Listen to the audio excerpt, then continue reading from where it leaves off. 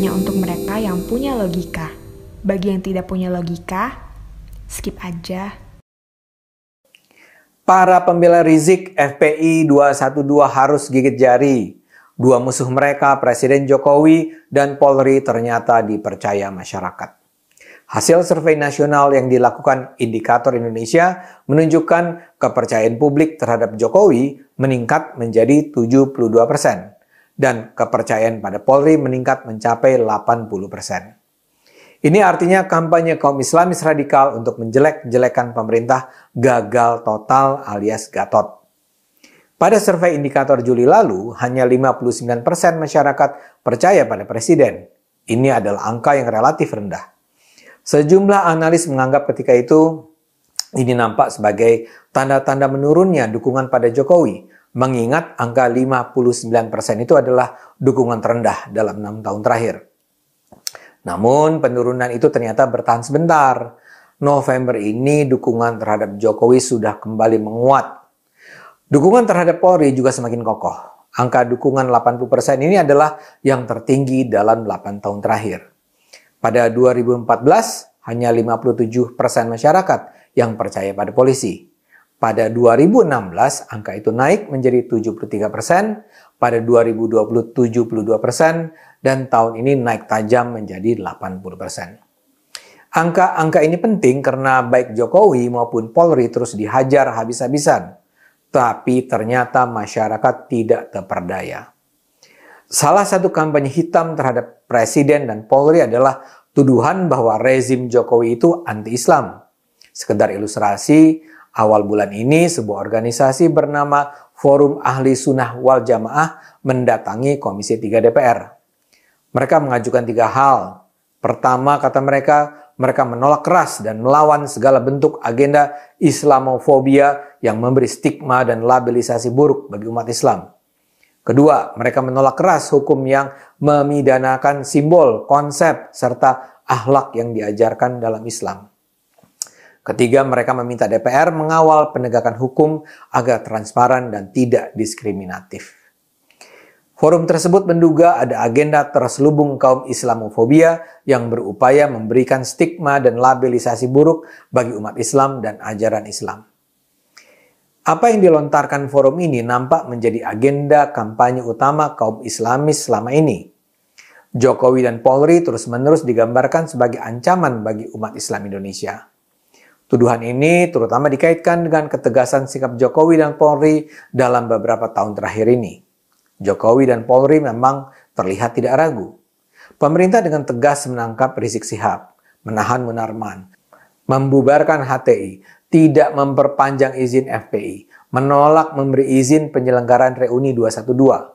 Polri juga dengan tegas menghabisi anggota Laskar FPI yang menyerang polisi pada kasus baku tembak di tol 50 km Jakarta Cikampek.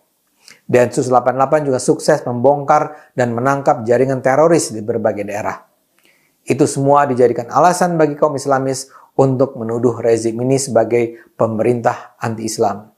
Kebohongan itu terus diulang-ulang. Rezim Jokowi dituduh anti-Islam, membenci Islam, Islamofobia. Tapi itu terbukti tidak mempan, membuat masyarakat membenci para pemimpinnya. Rakyat ternyata tidak mudah tertipu dengan narasi-narasi penuh kebohongan itu.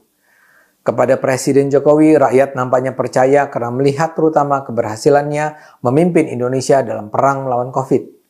Jokowi bukan cuma sukses memimpin Indonesia menghadapi wabah yang semula dianggap akan menimbulkan kiamat kecil bagi Indonesia. Namun masyarakat juga melihat bagaimana Jokowi berhasil memimpin Indonesia mencegah kebangkrutan ekonomi. Rakyat melihat bagaimana kondisi Indonesia jauh lebih baik daripada banyak negara besar di dunia dan juga dibandingkan negara-negara tetangga. Dan keberhasilan itu semua jelas diakibatkan oleh kepemimpinan Jokowi. Lantas soal kepercayaan terhadap polisi. Nampaknya masyarakat justru menganggap sikap tegas polisi dalam menangani kaum Islamis radikal sebagai hal yang memang diperlukan Indonesia.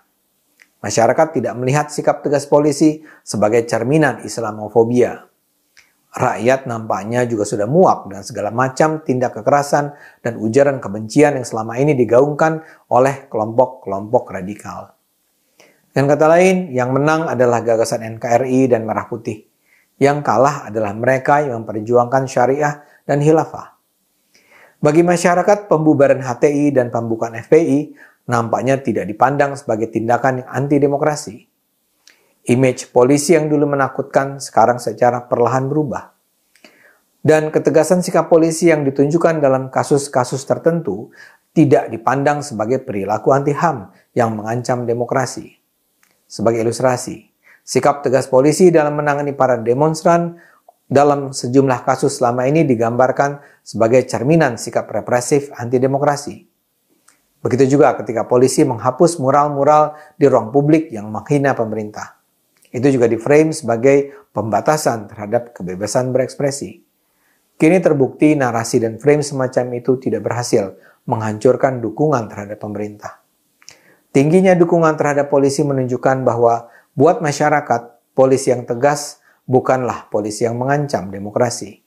Bahkan bisa dibilang, polisi yang tegas adalah polisi yang dibutuhkan untuk menyelamatkan demokrasi.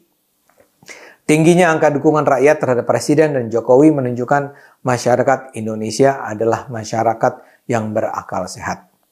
Karena itu, mari terus gunakan akal sehat, karena hanya dengan akal sehat negara ini akan selamat.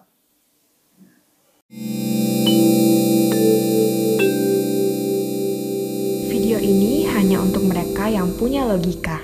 Bagi yang tidak punya logika, skip aja.